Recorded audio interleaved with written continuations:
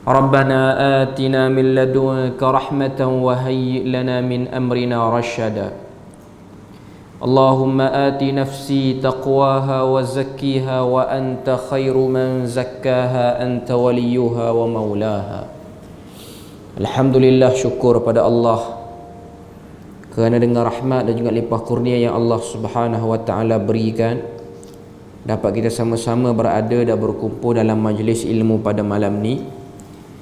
Dan insya-Allah kita akan menyambung lagi perbahasan daripada kitab Bulughul Maram karangan Al-Imam Ibnu Hajar Al-Asqalani rahimahullahu taala. Dan kita sebelum ni berada pada babul wudu, iaitu bab berkenaan dengan wudu ataupun cara mengambil air sembahyang. Dan sebelum ni pun kita dah bahas satu hadis yang utama dalam bab ni, iaitu hadis daripada Humran. Humran ni merupakan bekas hamba kepada Uthman bin Affan. Humran bin Aban maula kepada Uthman. Maula ni maksudnya bekas hamba. Dulu pernah jadi hamba, lepas pada tu dibebaskan oleh tuan hambanya, tapi masih lagi berkhidmat kepada bekas tuannya. Ini panggil maula. Humran bin Aban ni satu hari dipanggil oleh Uthman bin Affan. Uthman bin Affan ni sahabat Nabi yang masuk dalam senarai 10 orang yang dijamin syurga, dan juga merangkap menantu Nabi SAW. Digelar dengan gelaran Zunnurain, yang memiliki dua cahaya, sebab berkahwin dengan dua orang anak perempuan Nabi. Kata Humran, anna Uthman da'a biwudu'in. Satu hari Uthman telah memanggil aku, memerintahkan aku untuk aku bawa satu bekas air untuk aku berwudu. Faghasala kaffaihi thalatha marrat. Maka pada waktu tu Uthman bin Affan telah membasuh kedua-dua tapak tangannya, yakni kedua-dua tangannya sebanyak 3 kali. Thumma tamadmad, kemudian dia berkumur-kumur. Wastanshaq, dan ia memasukkan air ke dalam hidung. Wastansar, dan dia mengeluarkan air daripada hidung. Thumma ghassala wajhahu thalatha marrat, kemudian dia membasuh mukanya sebanyak 3 kali. Thumma ghassala yadahu al-yumna ila al-mirfaq, kemudian ia membasuh tangan kanannya sampailah ke siku. Thalatha marrat, sebanyak 3 kali. Thumma al-yusra, kemudian tangan kiri. Misla dhalik, seperti mana yang dia buat pada tangan kanan. Thumma masaha bi ra'sihi, kemudian ia menyapu air di kepalanya. Thumma ghassala rijlahu al-yumna ila al-ka'bain, kemudian ia membasuh kakinya yang kanan sampai ke buku lali. Thalatha marrat, sebanyak 3 kali. Thumma al-yusra, kemudian kaki kiri. Mithla dhalik, seperti mana yang dia buat pada kaki kanan.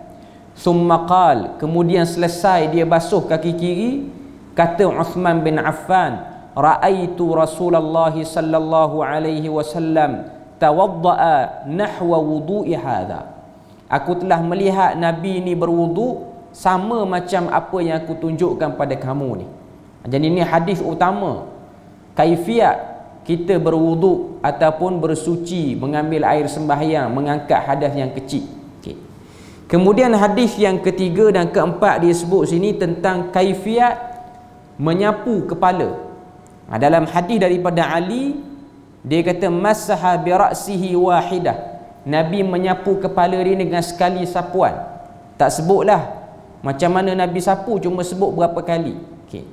Kemudian datang lagi hadis keempat, hadis daripada Abdullah bin Zaid bin Asim radhiyallahu anhuma, wa masaha Rasulullah sallallahu alaihi wasallam bi ra'sihi fa aqbala bi yadayhi wa adbar. Nabi menyapu kepala Nabi dengan air, dengan cara Nabi dahulukan yang di hadapan, kemudian Nabi bawa ke belakang, kemudian Nabi kedepankan balik. Maknanya Nabi, tangan Nabi yang basah tu Nabi letak di kepala Nabi, permulaan tempat tumbuh rambut ni Nabi sapu ke belakang, lepas tu tarik ke depan balik. Maknanya ini dipanggil sebagai mashah kamilah, basuhan yang sempurna. Okay. Kemudian malam ni kita masuk pula hadis yang kelima.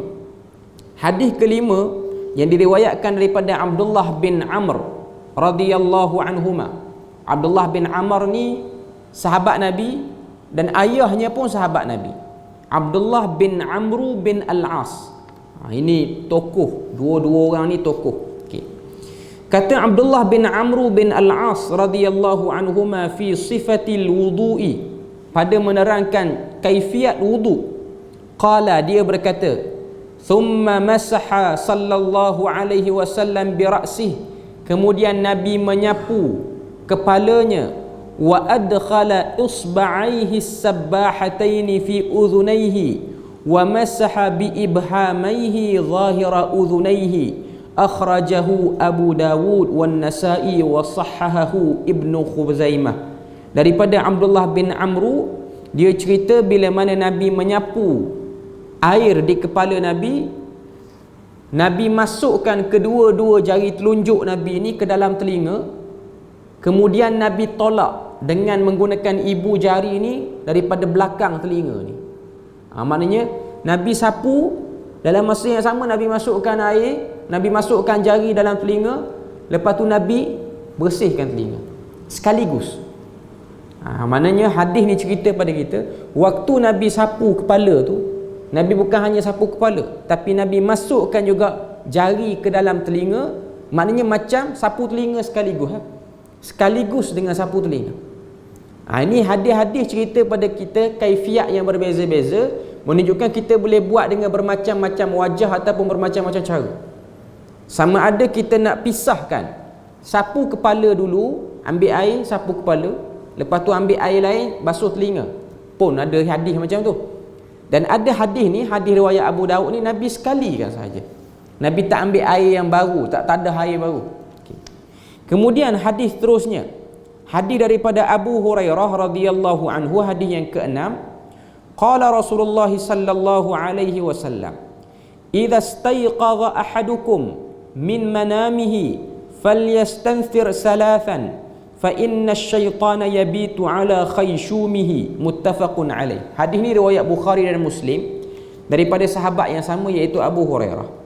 Kata Abu Hurairah, Nabi SAW kata, idza istayqadha ahadukum min manamihi, bila mana setiap daripada kita ni bangun tidur, bangkit pada tidur, falyastanthir thalathan, hendaklah ia memasukkan air ke dalam hidung, kemudian dia keluarkan sebanyak 3 kali. Sebab apa kena buat macam tu? Kata Nabi, fa inna syaitana yabitu ala khayshumih, kerana syaitan itu telah tidur di dalam rongga hidung itu. Jadi hadis ni cerita pada kita, bangun tidur, antara benda yang kita kena buat ialah kita masukkan air dalam hidung. Ini bukan wudu, ini perbuatan. Perbuatan kita bila mana bangun tidur, kita masukkan air dalam hidung. Sebenarnya ada lagi hadis-hadis lain cerita kelakuan Nabi bila mana Nabi bangun tidur. Hadis riwayat Ibnu Abbas. Ibnu Abbas kata, bila mana Ibnu Abbas ni kecil, dia tidur dalam rumah Nabi, dan dia tengok Nabi ni bila mana bangun tidur, Nabi buat apa mula-mula sekali? Perkara pertama yang Nabi buat mula-mula sekali bila mana Nabi bangun tidur, kita biasa duk ingat Nabi baca doa lah dulu. Okay. Kata Abdullah bin Abbas, Nabi mula-mula sekali buat ialah Nabi menyapu muka. Bangun-bangun tidur tu Nabi sapu muka. Sapu dulu muka, tak baca apa lagi. Yang kedua tu barulah, kata Abdullah bin Abbas, Nabi baca alhamdulillahillazi ahyana ba'dama amatana wa ilaihin nusyur. Doa bangun tidur lah, kebiasaan. Ataupun Nabi baca 10 ayat yang terakhir daripada surah Ali Imran, panjang, semuka setengah. Ini antara bacaan bila mana bangun tidur. Cuma kita nak buat yang pendek dulu. Alhamdulillahillazi ahyana ba'dama amatana wa ilaihin nusyur. Lepas tu Nabi buat apa? Istinthar, masukkan air dalam hidung.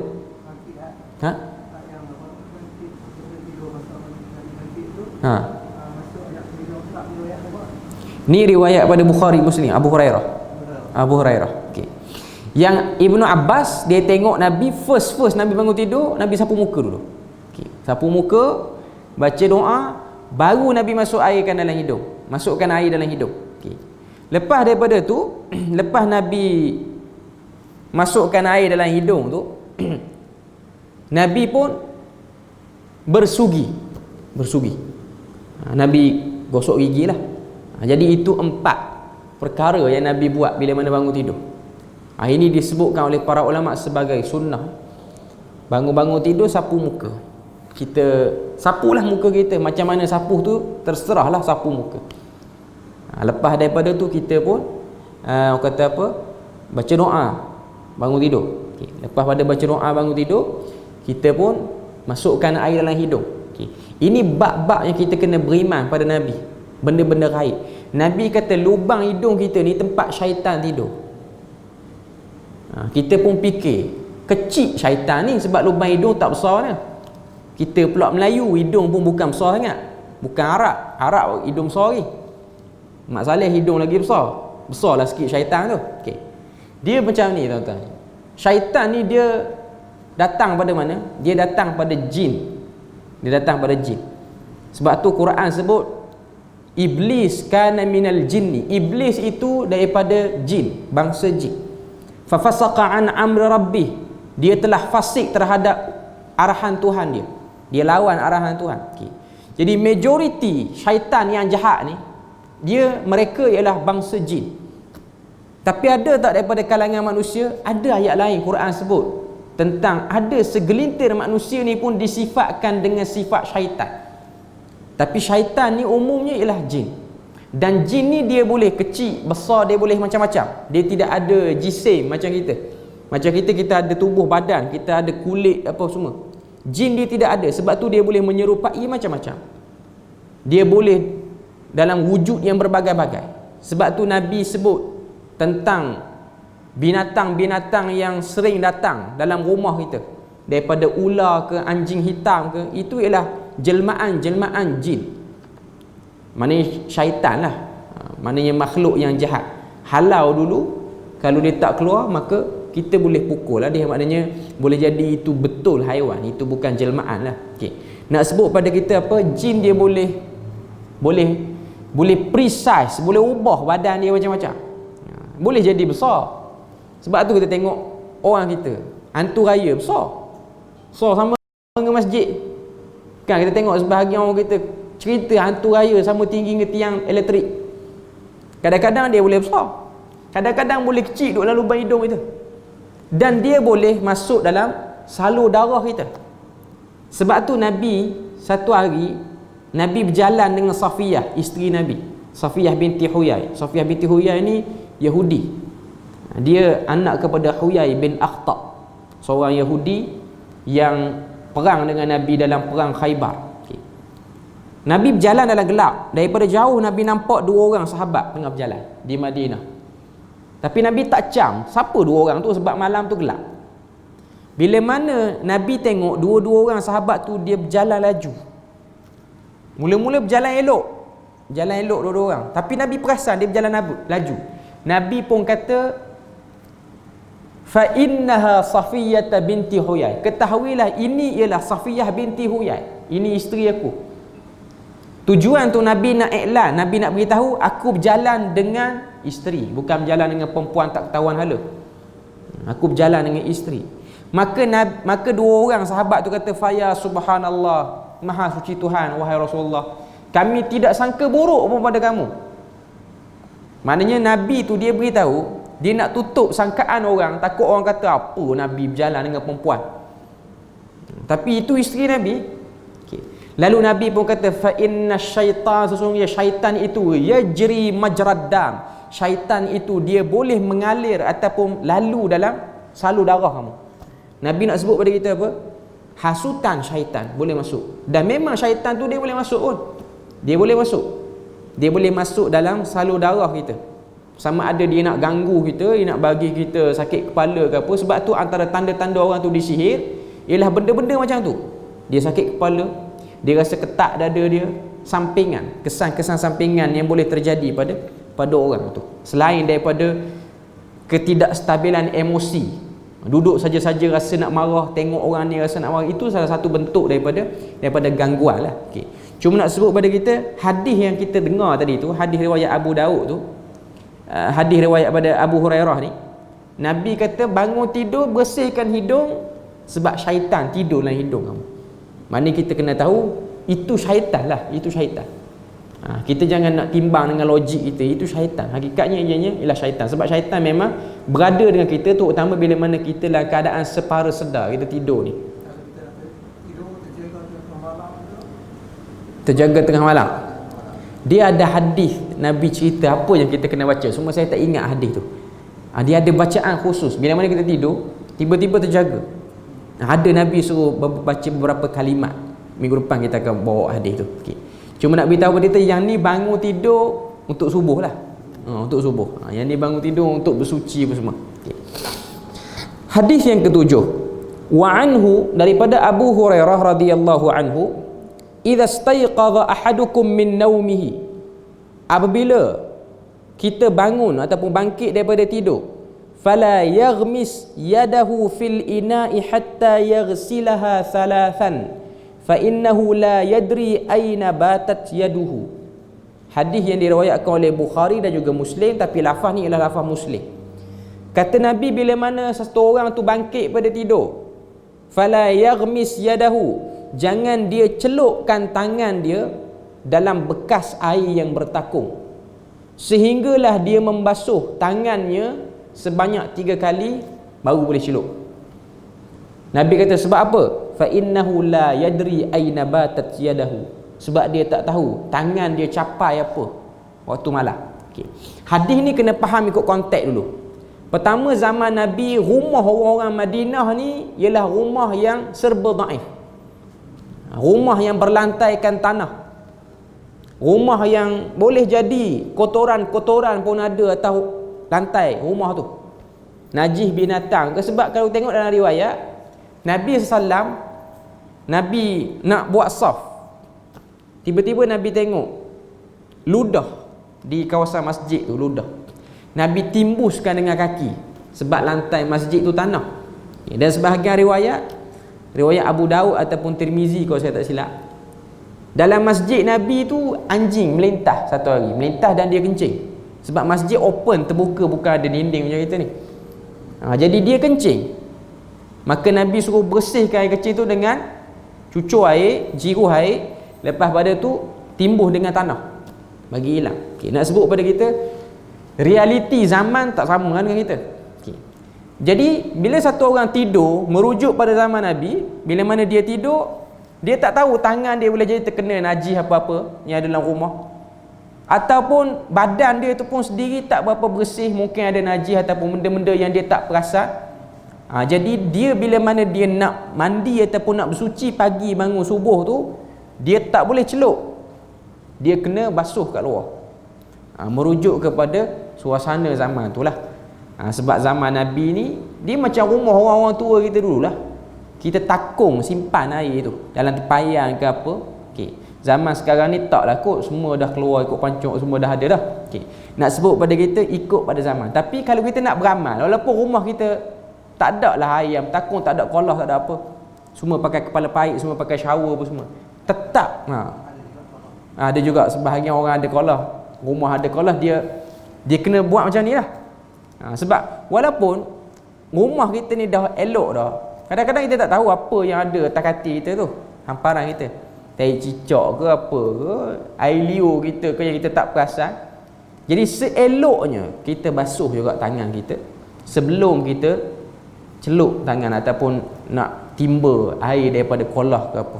Itu sebaik-baiknya lah, atas nama kebersihan, nak jaga air yang ditakung tu. Hadis ke-8. Wa an Laqit bin Sabirah qala Rasulullah sallallahu alaihi wasallam asbighil wudu'a wa khallil baina asabi'i wa baligh fil istinshaq illa an takuna sa'iman. Akhrajahu al-arba'ah wa sahahahu Ibnu Khuzaimah. Daripada Laqit bin Sabirah radhiyallahu anhu, sahabat Nabi, dia kata Rasulullah SAW bersabda, asbighil wudu.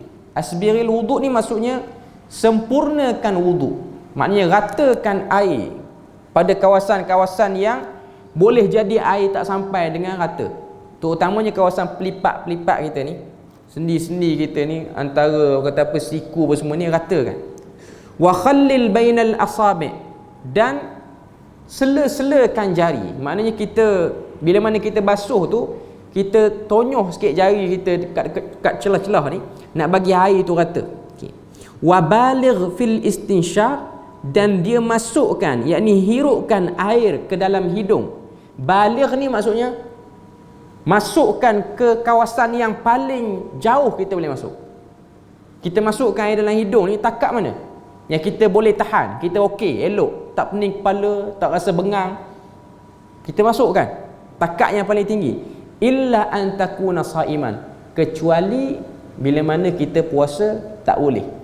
Nabi kata nak masukkan air dalam hidung silakan, nak masuk banyak boleh, tapi waktu puasa jangan. Sebab boleh pergi ke kawasan mulut itulah. Okay. Nak beritahu pada kita, Nabi ni dia anjurkan pada kita bila mana kita berwuduk, kita bagi clear dan bagi rata semua.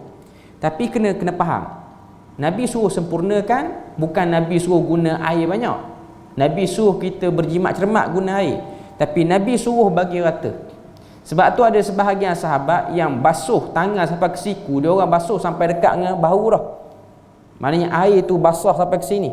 Sama juga dengan basuh kaki. Nabi suruh, Quran suruh basuh sampai dekat buku lali. Ada yang basuh sampai nisfus sak, tengah betih dah pun.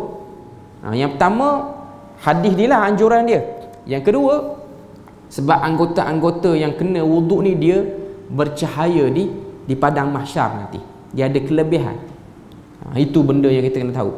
Dan dalam hadis lain, Nabi SAW sebut pada kita, bila mana kita berwuduk ni, kita bagi rata pada waktu-waktu yang kita rasa tak selesa.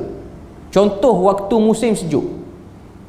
Macam kita ni taklah musim sejuk, tapi hujan 2-3 hari ni sejuk lah, suasana jadi sejuk. Okay. Waktu-waktu tengah hari mungkin okey lah. Waktu subuh ni nak ambil wuduk ni subuh, masa tu kita akan rasalah cabaran nak ambil wuduk tu. Rasa macam ambil lebih-lebih kurang ya. Okay. Kita di Malaysia ni tak terasa sangat. Kalau orang yang duduk negara yang sejuk ni dia terasa. Saya pengalaman duduk di Jordan. Jordan ni ada 4 musim. Okay. Dia akan sampai satu fasa bulan 12, bulan 1, itu waktu kemuncak musim sejuk, sehingga air pun jadi beku dalam tangki-tangki rumah kita. Waktu tu bila mana kita nak ambil wuduk, syabaran. Kita basuh pinggang pakai sarung tangan plastik kat rumah. Waktu nak makan, basuh pinggang pakai sarung tangan plastik. Sampai waktu nak kena wuduk nak kena wuduk. Okay. Sebab tu kalau kita tengok beza Tuhan nak beri pahala. Sebab tu Nabi sebutlah hadis, orang yang bila mana dia musafir, dia boleh sempurnakan wuduk ni pahala banyak. Kita bila mana kita berjalan jauh, berhenti R&R, kita letih, kita nak tidur. Berhenti nak salat, kadang-kadang kita ambil wuduk pun lebih kurang sebab kita letih, badan letih. Saya kata saya sendiri, kalau saya balik Terengganu daripada Perlis, berhenti mana-mana R&R, kita ambil wuduk lebih kurang, kita ulur kaki lebih kurang itu. Tapi Nabi kata siapa boleh ambil wuduk, perhati elok waktu tu, pahala dia lebih besar. Waktu kita letih dan waktu cuaca yang mencengkam, cuaca yang terlalu sejuk, kita tetap juga nak ambil 3 kali dalam musim sejuk. 0 darjah ataupun negatif. Saya pernah duduk di Jordan ni, negatif 7 dia punya sejukan ni. Waktu tu kita nak ambil wuduk 3 kali ke sekali? Ramai duk ambil sekali ya. Dan ambil sekali, ambil wajib pula sebab air sejuk. Okay. Kita nak tunggu air panas, ambil masa. Rumah memang ada lah air panas, benda tu wajib. Okay. Tapi setengah-setengah tempat di Jordan ni, bila mana dia terlalu sejuk, dia ada gangguan elektrik, menyebabkan pemanas air rumah kita tak berfungsi lah, sebab tak ada elektrik ni. Okay. Jadi sejuk, terlalu sejuk. Okay. Waktu tu kalau kita boleh ambil complete 3 kali pula basuh, Tuhan nak beri pahala banyak. Tuhan nak beri pahala banyak. Sebab tu kita ni, kalau kita tengok, Allah Ta'ala nak beri pahala kita pada benda-benda tu. Ada orang dia banyak duit, dia bosan duduk Malaysia, dia pun fikir nak pergi buat umrah. Dia pun telefon ejen, minggu depan dia boleh pergi dah. Tuhan berilah pahala orang macam tu. Okay. Tapi pahala lebih besar bagi orang yang menabung sampai 15 tahun, 20 tahun. dapat pergi tu kerana tabungan yang ambil masa 10-20 tahun, pahala dia beza. Kita di Malaysia, kita bulan Ramadan 12 jam, 13 jam biasa. Ada sebahagian orang di negara barat puasa sampai 20 jam, 21 jam. Ini tempat-tempat yang Tuhan nak bagi pahala lebih besar lagi kalau kita nak sabar. Sebab tu kita tengok ada orang dia pergi buat umrah bulan Ramadan. Sebab negara Arab ni panas tak? Buat umrah bulan Ramadan, Arab Saudi ni dia punya waktu puasa dia. Saya pernah pergi bulan Ramadan sekali daripada Malaysia. Saya bawa jemaah. Okey. Waktu tu kadar ataupun tempoh puasa sekitar 16 ke 17 jam. Agak lama dah.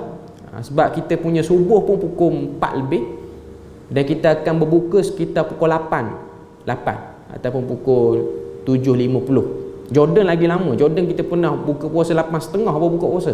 Okay. Nak cerita pada kita tempoh puasa tu lama. Ada sebahagian jemaah dia nak ambil rukhsah musafir. Boleh lah, saya kata boleh ambil. Tapi nak tahu feeling tu susah. Sebab dia mungkin tengok ada sebahagian jemaah tawaf minum air bulan Ramadan.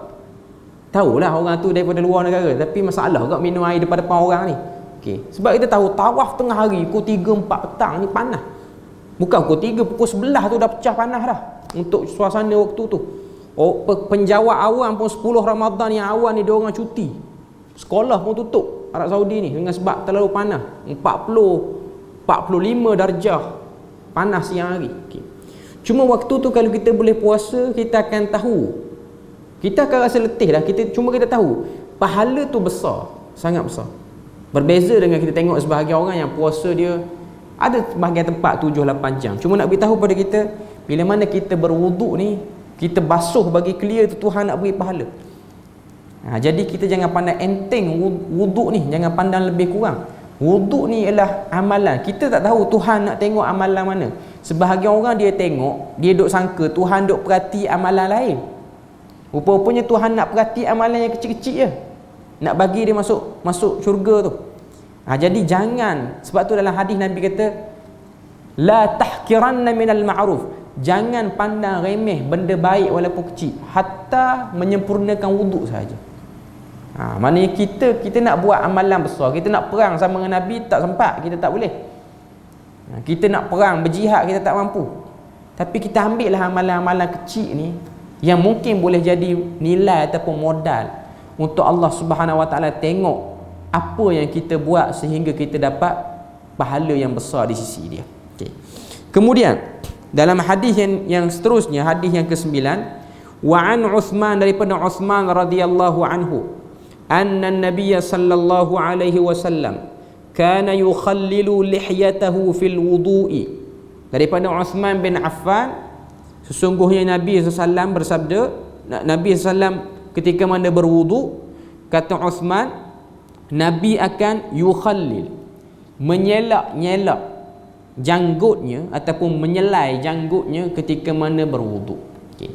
Maknanya Nabi bagi air itu masuk sampai ke kulit dagu.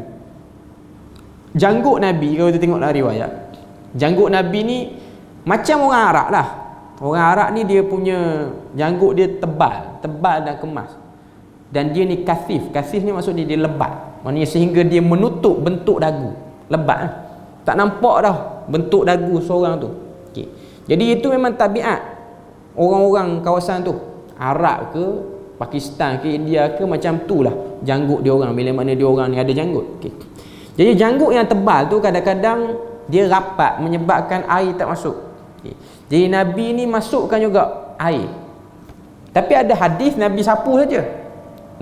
Nampaklah air tu menitik daripada helaian janggut tu, nampak. Okay. Cuma nak sebut pada kita, Nabi sampaikan air tu sampai ke kulit dagu. Kalau yang mampulah. Okay. Tak perlulah kita ambil paik getah pula, nak sembuh pula, tak perlu. Cuma bagi basah cukup lah. Cuma nak sebut pada kita Nabi buat sebab nak bagi air tu sampai. Okay. Hadis ke-10. Wa an Abdullah bin Zaid qala inna an-nabiy sallallahu alaihi wasallam utiya bi thulutsai muddin faja'ala yadluku dhira'aihi. Daripada Abdullah bin Zaid, bahawa Nabi SAW pernah diberi air sebanyak 2/3 mud. Lalu baginda menggunakannya untuk menggosok kedua tangannya, Okay. Hadis ni nak tunjuk pada kita Nabi guna air yang sedikit. 2/3 mud ni, 1 mud lebih kurang 250 ml. Mineral botol, bukan botol yang kecil tu, dia ada satu lagi saiz yang lagi kecil, itu 250 ml. Okay. Nabi guna 2/3 daripada mud. Maknanya Nabi guna 1 mud lebih ataupun kurang lagi daripada tu untuk basuh tangan. 1 mud 250 ml. Nabi basuh tangan saja guna 2/3, maknanya tak habis 1 mud tu. 250 ml tu mungkin 100 ml, gitulah lebih kurang. Nabi guna untuk basuh tangan. Maknanya minima. Hadis nak tunjuk pada kita Nabi guna air sikit dan Nabi basuh tangan tu clear sampai celah-celah ni. Sebab kita kena tahu, pertama, negara Arab ialah negara yang kurang air, sebab dia negara yang tak banyak sumber air. Okay. Yang kedua, hadis ni nak tunjukkan pada kita Nabi ni dia berjimat cermat bila mana dia guna air. Dia tak guna suka hati dia, tapi dia guna cukup dan sempurna benda tu. Hadis yang ke-11, annahu ra'a an-nabiy sallallahu alaihi wasallam ya'khudhu li udhunayhi ma'an ghayra al-ma'i alladhi akhadhahu li ra'sihi. Ni hadis yang ke-11 ni nak cerita pada kita cara Nabi basuh sapu air di kepala. Kata Abdullah bin Zaid, dia kata aku melihat Nabi mengambil air untuk membasuh kedua telinga. Nabi ambil air basuh dua telinga. Ghayra ma'il ladhi akhadha li ra'sihi. Nabi ambil air lain. Mula-mula Nabi ambil air, Nabi sapu kepala. Selesai sapu kepala depan sampai belakang ni, okay, Nabi ambil air lain, Nabi basuh telinga pula, sapu telinga pula. Okay. Jadi nak sebut pada kita Nabi asingkan dua-dua. Tadi hadis tadi yang mula-mula awal-awal kuliah tadi, Nabi sekali kan. Kita nak buat yang mana? Silakan, tak ada masalah pun. Sebahagian riwayat Nabi sapu sampai ke tengkuk ni. Bukan Nabi sapu kepala sampai sini, tapi Nabi bawa sampai ke tengkuk, sampai dekat pertemuan antara tulang tengkuk dengan tulang belakang. Maknanya bawah lagi. Sebab tu kalau kita ingat dulu, zaman-zaman kita, saya dah sama kecil, okay, kita orang Melayu, kita belajar Quran, kita akan belajar muqaddam, dia panggil. Muqaddam tu. Orang Terengganu panggil Quran kecil. Sini tak tahulah, dia panggil Quran kecil. Padahal Quran tak ada lah Quran kecil besar. Cuma Quran tu dia panggil kecil. Okay. Yang belakang, bahagian belakang dia ada gambar ambil air semayang. Dulu, sekarang ni cetakan saya tak tahu dah ada dah. Okay. Dulu dia ada gambar tu, dia ada satu gambar tu basuh leher. Sapu kepala, basuh telinga, lepas tu basuh leher ni. Okay. Saya baca daripada kecil tu, saya baca. Maknanya sebelum pada kita baca depan tok guru ni, orang Terengganu panggil pederah. Pederah ni maksudnya tadarus lah dulu. Tadarus. Pederah ni maknanya kita baca dulu. Pederah. Sini panggil pederah. Okay. Jadi saya terbaca. Kita zaman kecil-kecil kita tengok, tak tahu nak buat apa, dah baca dah, kita tengok. Dia kata menyapu leher. Ambil air sapu leher. Okay. Di sisi mazhab Abu Hanifah. Dia sebut lah tu. Dalam muqaddam kecil tu dia sebut. Okay. Di sisi mazhab Abu Hanifah benda ni buat. Ataupun di sisi kita ni kita tak buat lah. Cuma saya nak sebut buku muqaddam kecil tu duk cerita dah perbandingan mazhab, tapi kita tak perasan lah. Tok guru kita pun dia bukan nak ajar kita ambil semayang, nak ajar kita baca Quran tu. Okay. Cuma nak sebut benda tu dah ada dalam silibus kita tu dah ada, kalau orang perasan. Okay. Cuma kita, sebab kita kecil, kita sekolah rendah tu kita ambil wuduk, kita nak tengok gambar tu, kita nak tiru gambar tu. Jadi kita basuh kat tengkuk kita. Okay. Jadi nak sebut pada kita, dia ada hadis Nabi pisah 3. Pertama Nabi sapu depan sampai ke sini, belakang kepala ni.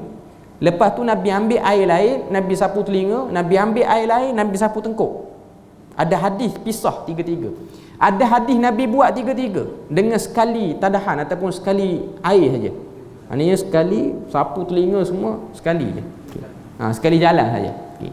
Ada hadis pisah 3, ada hadis pisah 2. Pisah 2 ni maksudnya Nabi sapu kepala sampai ke leher belakang, lepas tu ambil air lain sapu telinga pula. Dia ada kepala, telinga, leher. Dia ada kepala dan leher, lepas tu telinga, dan dia ada tiga-tiga sekali jalan tu. Ini semua riwayat ada sebut. Saya dah sebut sebelum ni, dalam bab menyapu kepala ni banyak khilaf mazhab.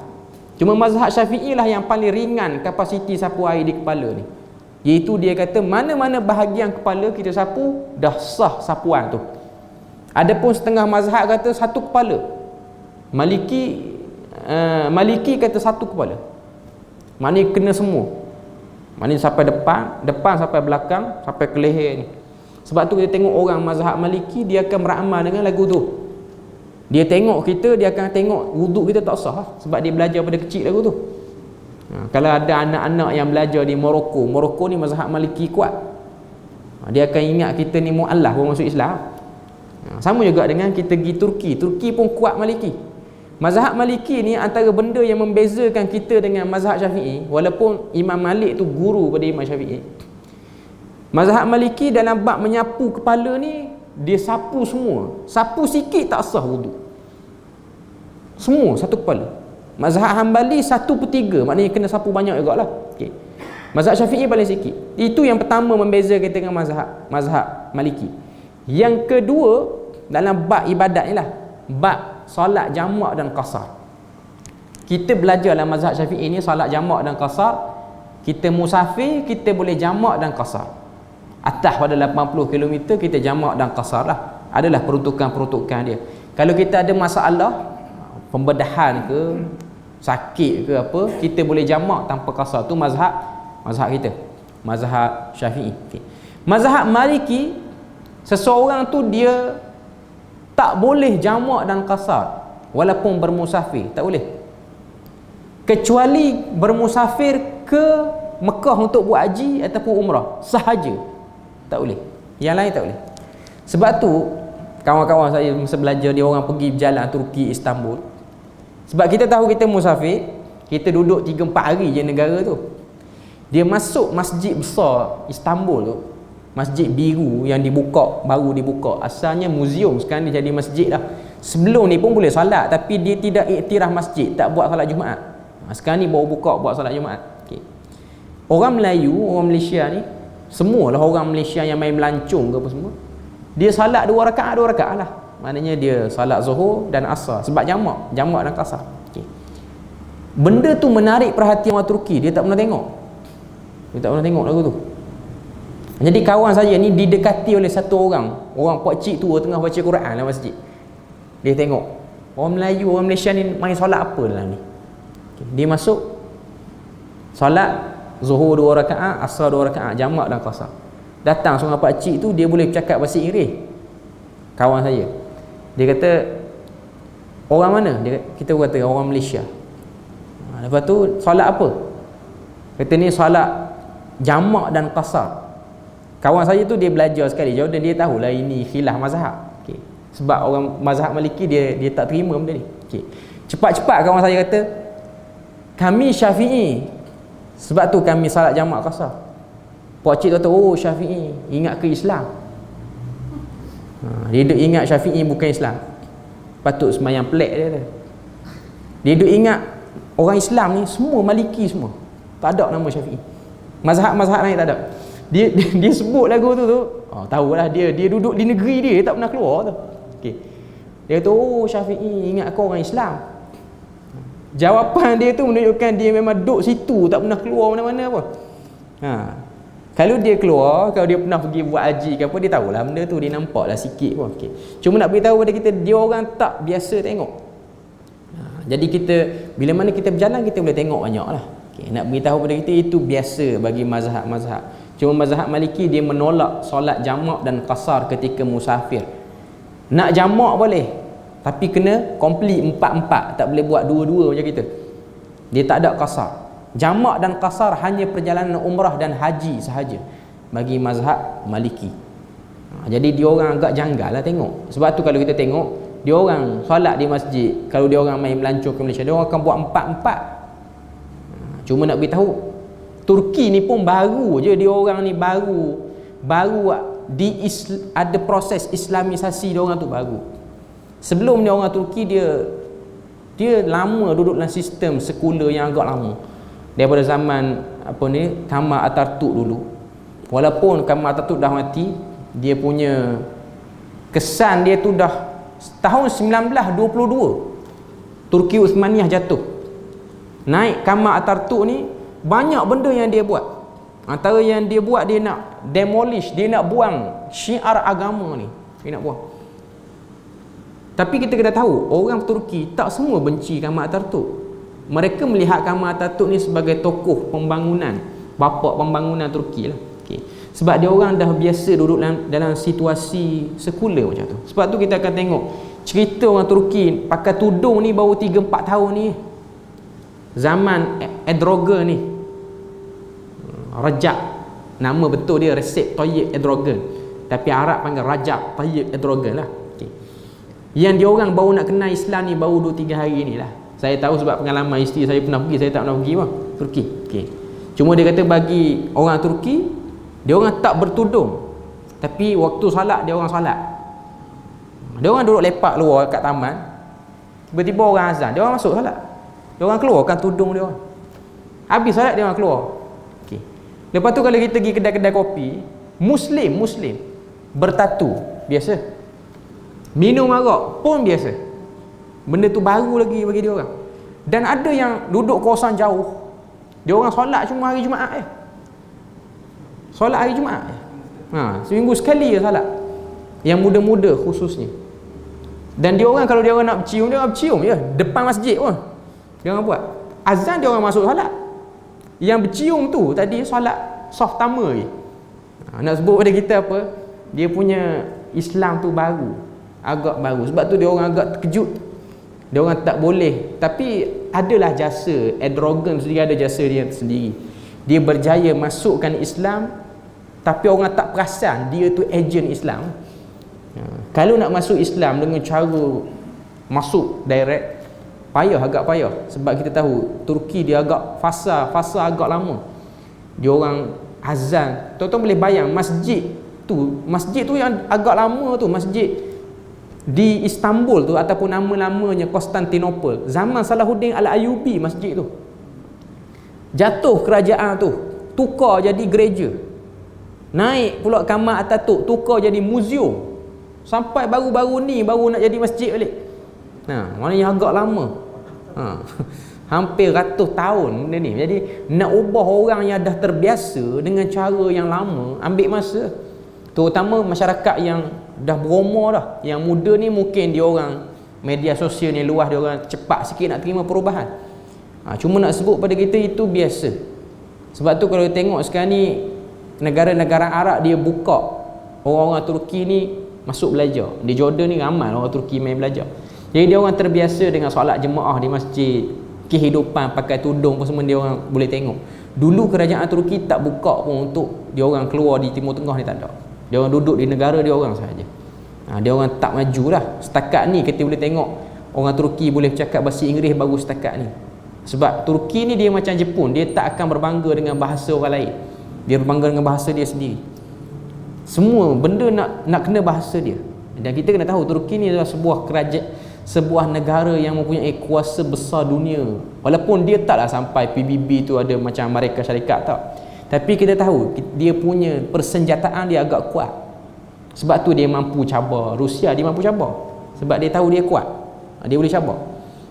Cuma dia taklah boleh jadi pencatur pada PBB tu, tak boleh. Okay. Turki daripada dulu sampai ke sekarang pun kuat. Sebab tu kalau tengok, kalau kita baca surat-surat kerajaan Melayu lama dulu, selalu mendoakan Khalifah Turki Uthmaniyah dalam solat Jumaat ni. Macam kita duk baca ni lah, ke raja-raja ni. Habis baca Raja Melayu, sebut pula Khalifah. Nak beritahu naungan dia tu hebat. Nak sebut pada kita bahawasanya bangsa tu, tapi dia mengalami proses yang agak lama lah. Kita baca sikit lagi beberapa hadis. Hadis yang ke-12 Nabi sebut, An Abi Hurairah radhiyallahu anhu qala sami'tu Rasulullah sallallahu alaihi wasallam yaqul inna ummati ya'tuna yawmal qiyamati ghurran muhajjalina min atharil wudu faman istata'a minkum an yutila ghurratahu falyaf'al, muttafaqun alaih. Daripada Abu Hurairah bahawa aku mendengar Rasulullah bersabda, sesungguhnya umatku akan datang pada hari kiamat dalam keadaan bersinar, bercahaya. Umat Nabi ni akan datang dalam keadaan bersinar, bercahaya, putih berseri dengan sebab kesan wudu. Okay. Maka Nabi kata, faman istata'a minkum an yutila ghurratahu, sesiapa yang mampu untuk memperpanjangkan kilauannya, maka buat dia tu. Nak beritahu pada kita, kalau kita mampu nak basuh anggota wuduk sampai ke bahu, buat. Hadis ni bila sahabat dengar, khususnya Abu Hurairah dan Ibnu Abbas, mereka ni kejar kelebihan hadis ni. Mereka kalau berwuduk suruh basuh sampai ke siku, tapi dia orang basuh sampai ke bahu. Kaki ada yang basuh sampai ke lutut pun. Nak beritahu pada kita, nak ambil kelebihan bercahaya. Nak sebut pada kita itu, bila mana bercahaya ni maknanya golongan yang baik lah. Bukan bercahaya dia ahli neraka, tapi dia bercahaya ialah itu satu keampunan ataupun satu rahmat yang Tuhan nak beri. Wa an Aisyah radhiyallahu anha qalat, kana Nabi sallallahu alaihi wasallam yu'jibuhu at-tayammun fi tana'ulihi wa tarajjulihi wa tuhurihi fi sya'ni kullihi, muttafaqun alaih. Dan daripada Aisyah radhiyallahu anha bahawa Nabi sallallahu alaihi wasallam itu suka mendahului yang kanan ketika memakai kasut, selipar, menyisir rambut, bersuci dan segala hal. Kita pergi lalu azan tu.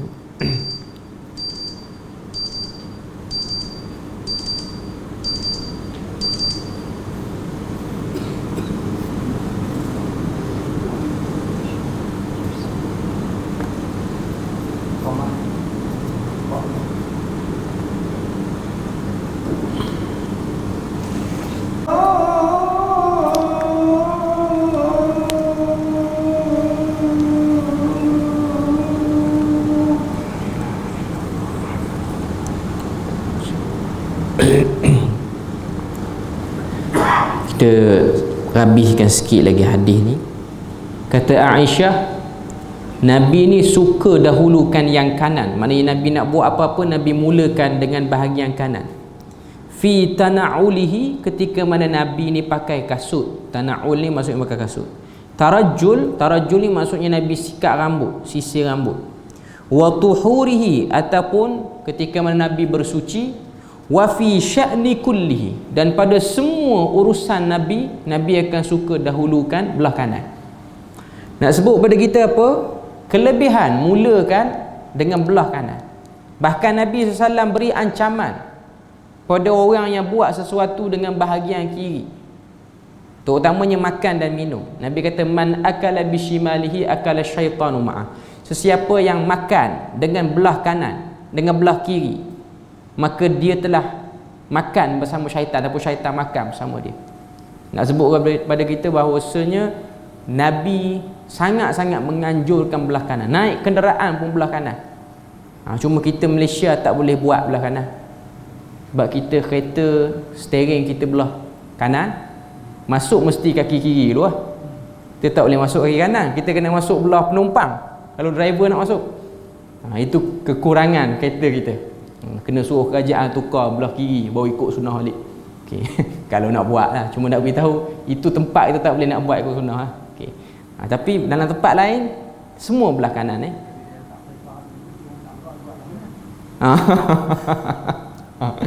kereta kita kat luar semua belah kanan. Belah kanan. Jadi boleh belah kanan balik. Cuma nak beritahu pada kita, hakikatnya Nabi, kalau Nabi naik unta pun Nabi akan naik belah kanan lah. Naik unta pun semua belah kanan. Motor boleh kita belah kanan.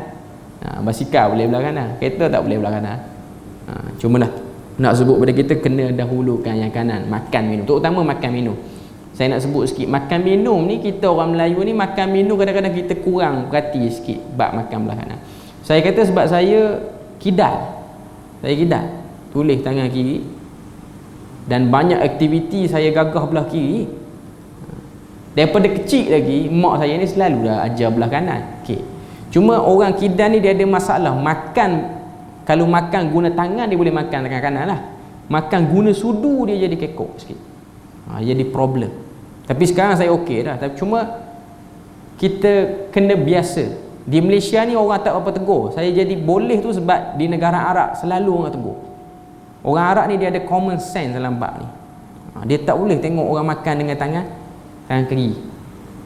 Maknanya kita duduk kedai makan, tiba-tiba dia tengok kita makan dengan tangan kiri. Dia boleh bangun daripada meja dia dan dia tegur kita.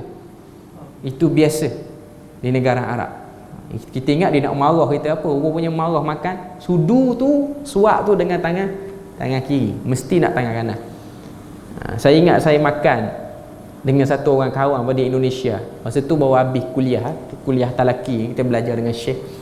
Kebetulan syekh tu duk buat jamuan. Lepas selesai, syekh tu orang kaya, dia buat jamuan. Sama-sama student, semua yang datang mana tu semua buat makan. Okay. Jadi kita makan nasi cara orang Arab ni makan dengan talam lah. Makan nasi. Okay. Sampai waktu nak minum air, kita biasa tangan kita penuh dengan nasi. Kita akan ambil dengan tangan kiri. Lepas tu kita ampu dengan tangan kanan. Biasa tu. Kita biasa buat lagu tu. Okay. Kawan saya Indonesia ni, dia kata, kenapa dikotori sunnah itu, tidak dikotori gelas itu, dia kata. Ayat dia tu orang Terengganu kata rapat ke dinding kan. Power ayat dia. Kenapa dikotori sunnah itu, tidak dikotori gelas itu? Dia kata, sanggup kotorkan sunnah ambil tangan kiri, takut gelas tu kotor, tak mau ambil dengan tangan kanan. Padahal yang tangan kanan tu makanan juga, yang kita duduk suap ke mulut je pun. Okay. Cuma nak beritahu dia kata, ihtimam. Dia ada orang yang serius dalam bab ni. Baguslah benda macam tu bagus. Sebab tu kita kena berani dan kena budayakan benda ni. Tengok orang makan tangan kiri ni, kalau dia Muslim lah, kalau dia adik-beradik kita, sepupu sepapak kita tangan makan kenduri apa semua, kita boleh tegur benda tu. Kita boleh tegur. Sebab Nabi sebut hadis tu hadis yang sahih. Makan tangan kiri ni syaitan makan sekali. Macam mana? Kalau tak boleh angkat tu bab lain lah. Kalau dia ada masalah, dia lumpuh apa semua, dia ada problem apa, tak boleh angkat, tu keuzuran. Sama juga dengan orang menulis. Macam saya memang tak boleh tulis tangan kanan. Hakikatnya kita akan tulis dengan tangan kiri. Tak boleh. Memang tak boleh nak ejah. Benda yang tak boleh nak buat apa dah. Pengecualian lah, benda tu dikecualikan. Tapi kalau benda yang boleh diajar, dia tak sakit pun, tapi dia kidar yang masih boleh dilatih lagi. Benda tu boleh latih. Sebab saya tahu tu saya kidar dan benda tu boleh dilatih lagi. Boleh berusaha untuk kita makan dengan tangan kanan. Okay. Jadi setakat tu saja perbahasan kita malam ni. Kita berhenti pada hadis tu. Kita sambung pada hadis yang lain, masih lagi pada bab wudu. Subhanakallahumma wa bihamdik asyhadu an la ilaha illa anta wa astaghfiruka wa atubu ilaik. Wassalamualaikum warahmatullahi wabarakatuh.